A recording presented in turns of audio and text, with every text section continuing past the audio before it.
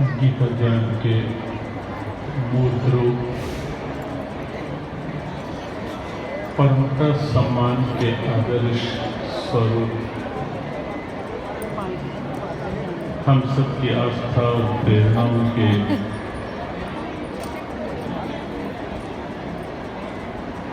सतत जागरूक जीवंत केंद्र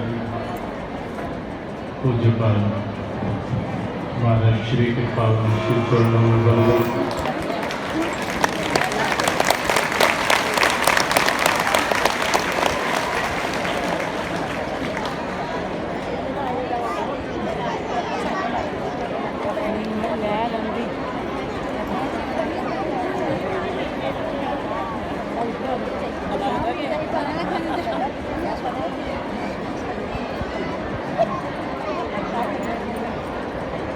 अभी एक शब्द जो पूज्यपाद महाराज श्री के लिए वाणी पर था कि परंपरा सम्मान के आदर्श स्वरूप, वास्तव में केवल कहने की बात नहीं, बहुत कुछ सीखने को मिलता है।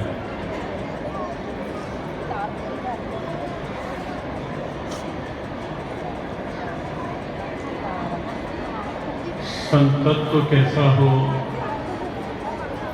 वो तो एक दिव्यता हमें लगता है कहने की आवश्यकता भी नहीं है। वक्तृत्व कैसा हो, वह भी दिव्यता, लेकिन श्रोतृत्व कैसा हो,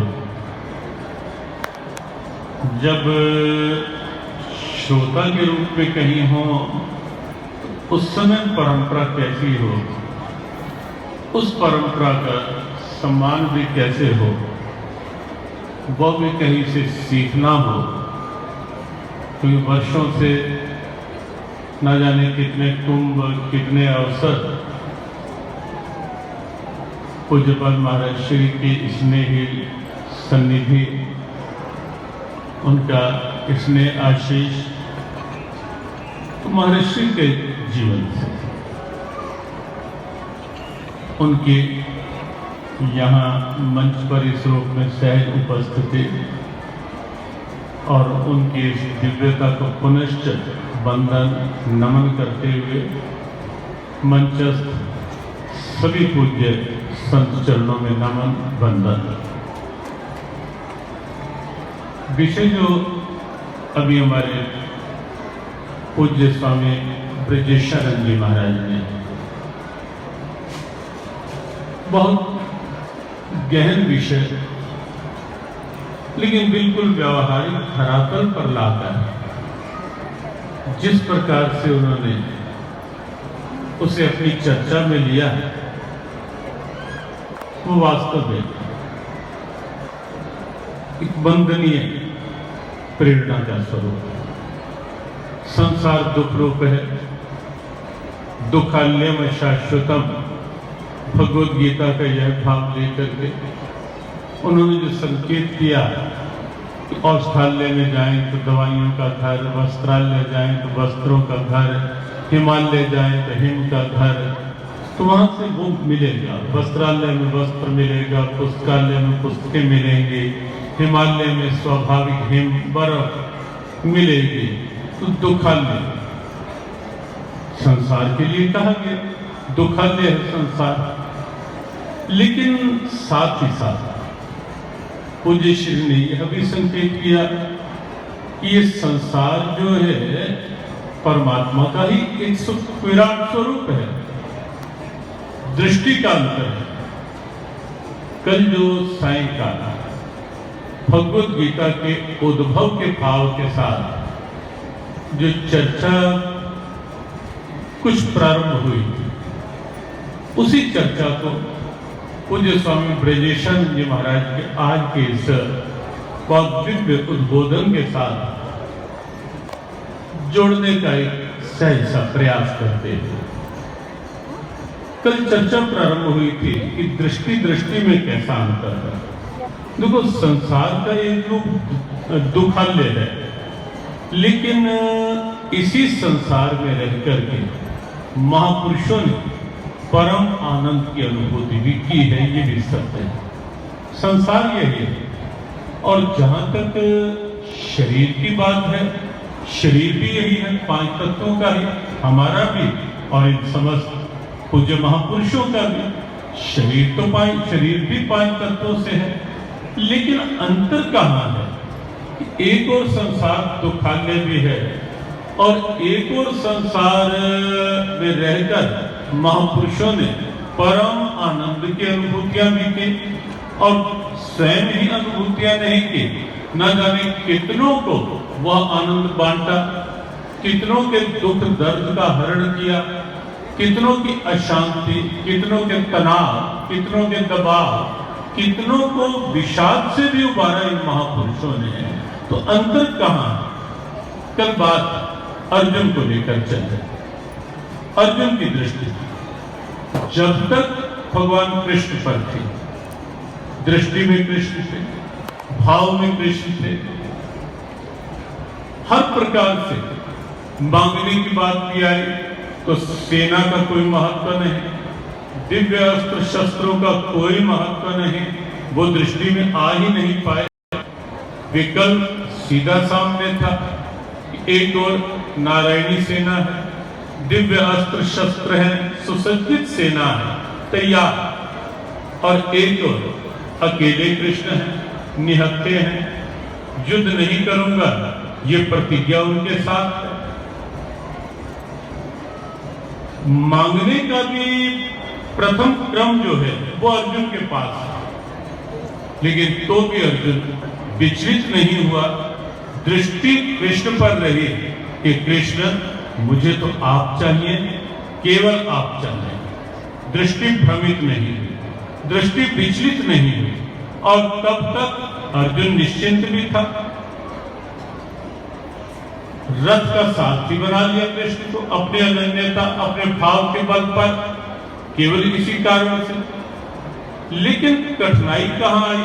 जो कल बात प्रारंभ हुई, अर्जुन की दृष्टि विचलित हो गई। कृष्ण पास है, कृष्ण साथ है, लेकिन दृष्टि सामने घूम गई, विचलित हो गई, और इसी कारण से व्यथित भी हो गई। एक और प्रसंग थोड़ा हम अवलोकन करते हैं इसी संदर्भ में। श्री रामचरितमानस का भाव,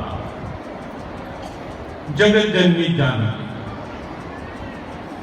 2 पक्ष देखते हैं।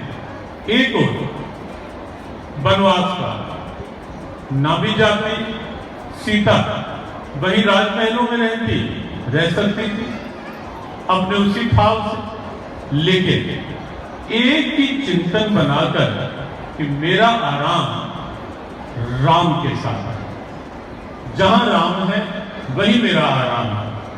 और जब तक भाव ये रहा, दृष्टि यह रही, राम साथ थे ही थे वन में, तब तक वन के कंटका किरणमार, पथरीले, उबड़ खाबड़ मार्ग भी, और पांवों में जो पांव कभी सीधे सीधे धरा को स्पर्श ही नहीं कर पाए, हर समय दिव्यताएं थी आगे पीछे, वो पांव कंकड़ीले मार्गों पर है, कंटीले मार्गों पर है, पथरीले मार्गों पर है, लेकिन तो भी चेहरे पर मुस्कान है, स्वाभाविक शांति है।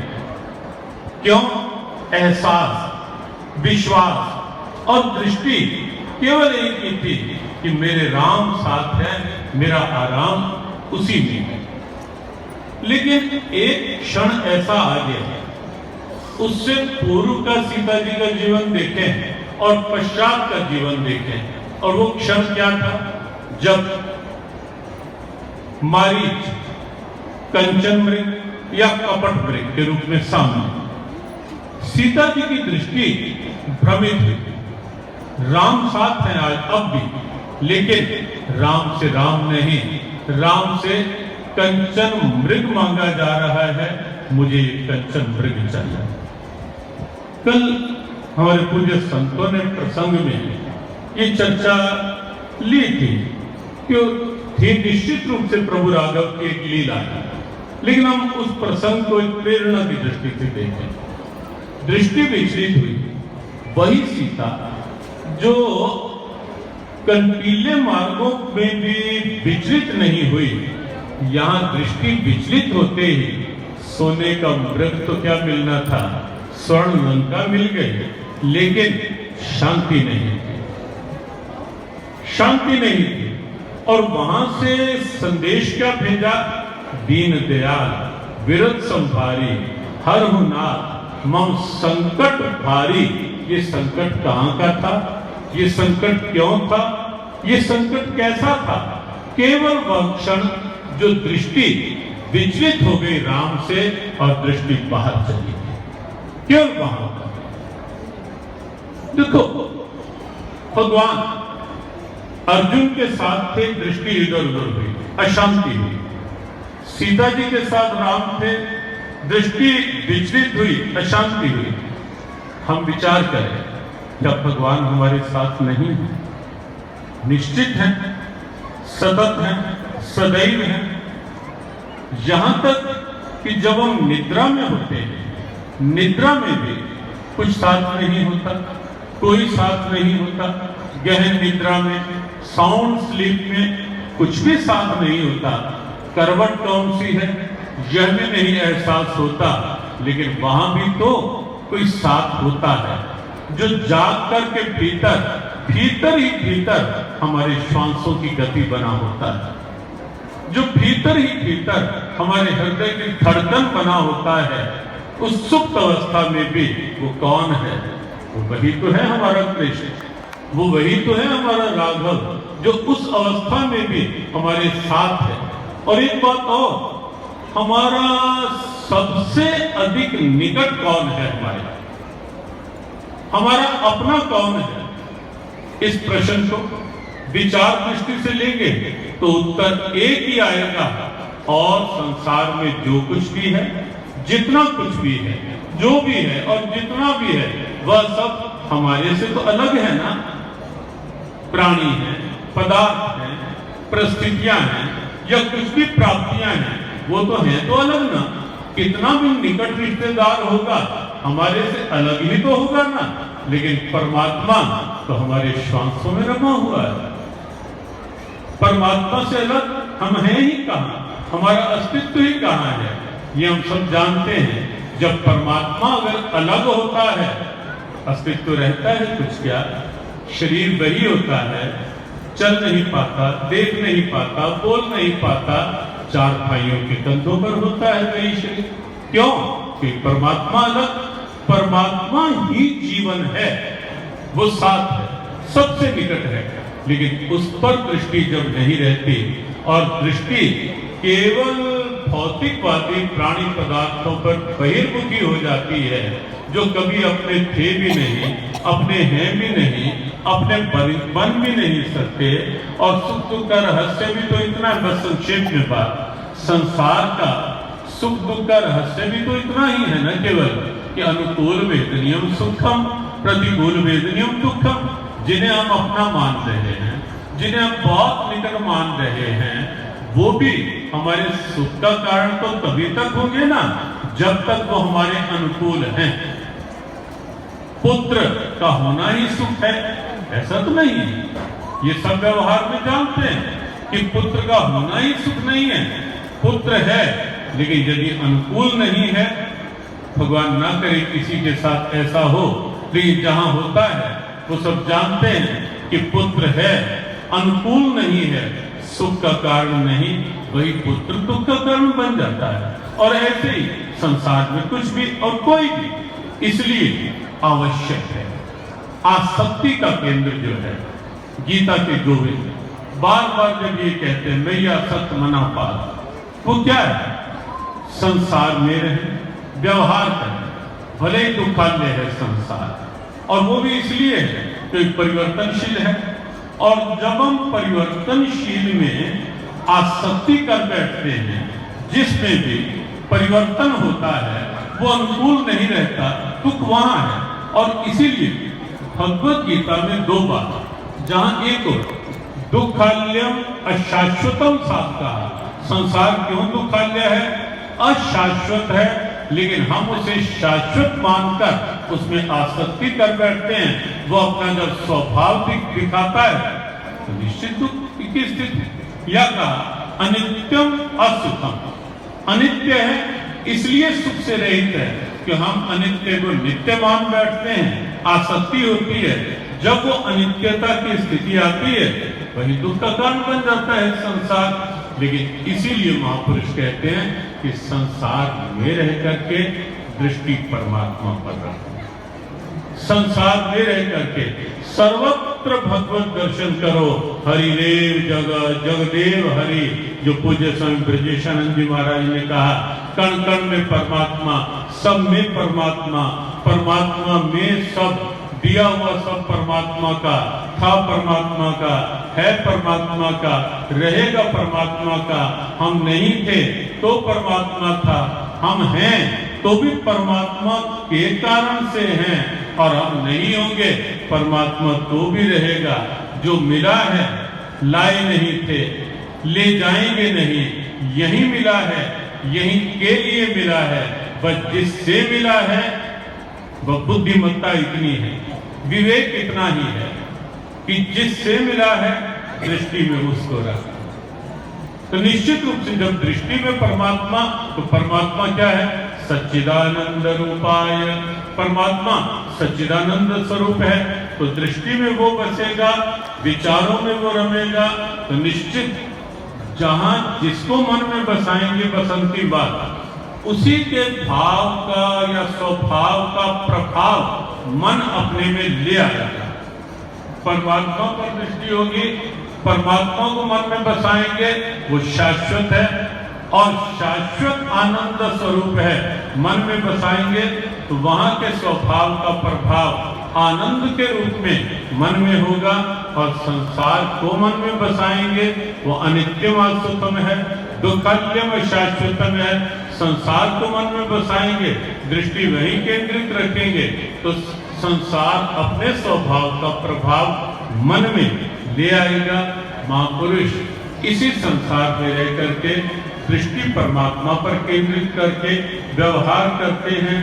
सर्वथा वर्तमानो अपि सा योगी मयि वर्तते, गीता में के गोविंद कहते हैं, सब प्रकार के व्यवहार करते हुए भी मेरा भक्त जो है वो मेरे में ही रमण करता है, मेरे में ही विचरण करता है, और इसीलिए अशांति का कोई प्रश्न ही नहीं, तनाव का कोई प्रश्न ही नहीं।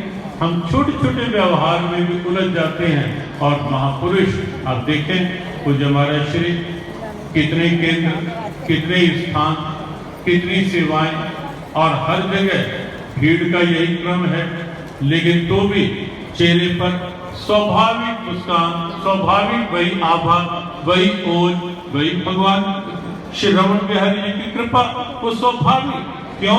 क्योंकि ये व्यवहार बाहर का, बाहर से बाहर तक का है, अंदर वही है जो अंदर का साथी है, जो सदैव का साथी है। अंदर विचारों में, वृत्तियों में सदैव वही रमण करता है।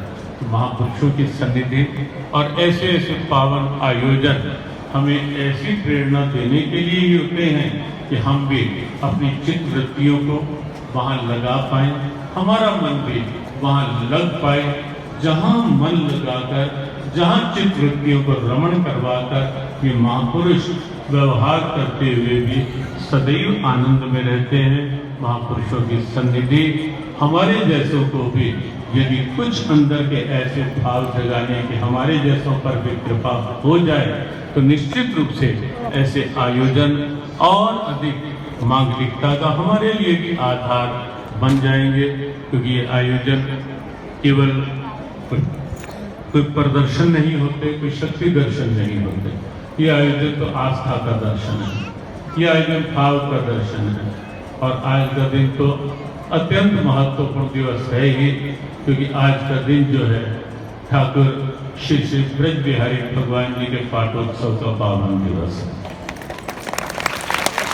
और ये आयोजन उन्हीं के पावन इसी भाव परिक्रमा के साथ ही ये आयोजन है। पाटोत्सव से पूर्व, पाटोत्सव के पश्चात के भावों को साथ लेकर के आज है पाटोत्सव आज, तो आज का दिन तो अत्यंत महत्वपूर्ण दिवस है, जिस निमित्त से ये पूरे आयोजन का भाव है। आज प्यारे ठाकुर श्री श्री ब्रज बिहारी भगवान जी का पाटोत्सव दिवस है।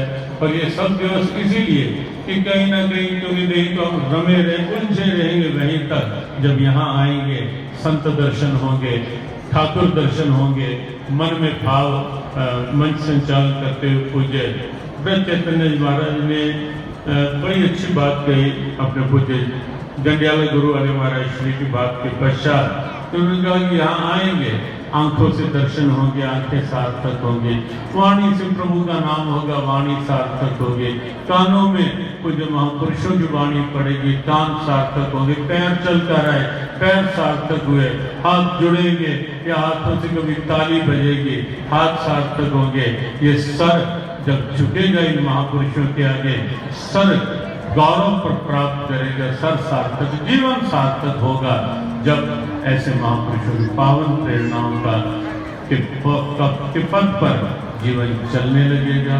पूज्य पाल महाराज श्री का सहज अनुग्रह जो सदैव अनुभव में रहता है, वंदन नमन कि उनका ये अनुग्रह बना रहे, उनका ये स्नेह बना रहे हम सब पर इसी प्रकार से। और ऐसे आयोजनों के माध्यम से जो एक अपनी सनातन दिव्यता की जन जन के हृदय में प्रतिष्ठापना, ये पूज्य महाराज श्री की दिव्यता को नमन। सभी मंच पर विराजे पूज्य संत चरणों में वंदन। ठाकुर श्री श्री ब्रज बिहारी जी महाराज के पावन पाठोत्सव पर उनके प्रति वंदन। सबको शुभकामना, सबको जय श्री कृष्ण।